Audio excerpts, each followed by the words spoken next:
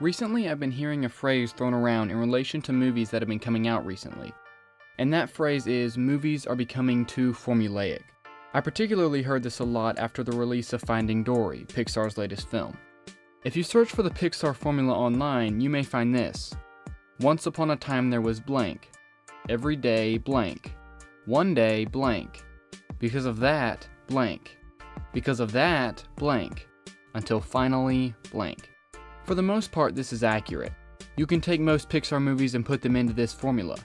But if Pixar movies are based off a general formula and formulas are supposedly bad, then why do we list movies like Toy Story, Monsters Inc., Finding Nemo, and The Incredibles as some of the best kids movies of a generation?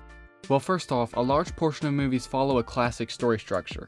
There are some arguments on the exact structure, but it basically breaks down into this.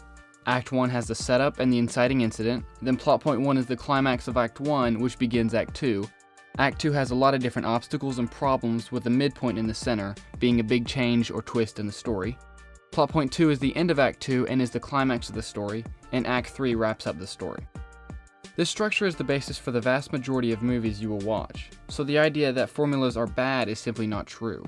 But just because you have a good formula doesn't mean you can crank out consistently great movies. Pixar understands their formula and injects creativity and originality into each of their stories. Story structure is not a prison. It is a guideline that streamlines creative ideas into a coherent and interesting story. This injection of creativity is crucial. Without it, the story will just go through the motions, hitting the required steps in the formula, and will leave an audience bored and dissatisfied. Originality is what continued Pixar's success throughout the 1990s and 2000s. But as they continue, they may be moving towards a path of more formulaic, less memorable movies. But Pixar is not the only franchise struggling to keep a formula from destroying originality. Marvel is struggling with this as well. Superhero movies are at an unbelievable high in budget and profits, but they are following into a pattern of predictability.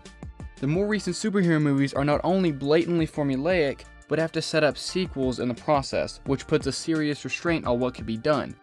Setting up for sequels means no hero dies and everything gets resolved in the end enough to start other standalone superhero movies. Marvel is crumbling under the weight of formulas and sequels.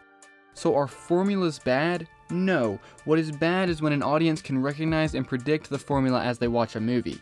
Generally speaking, the formula should be there, but in the background, always being covered by originality and creativity. Thanks for watching.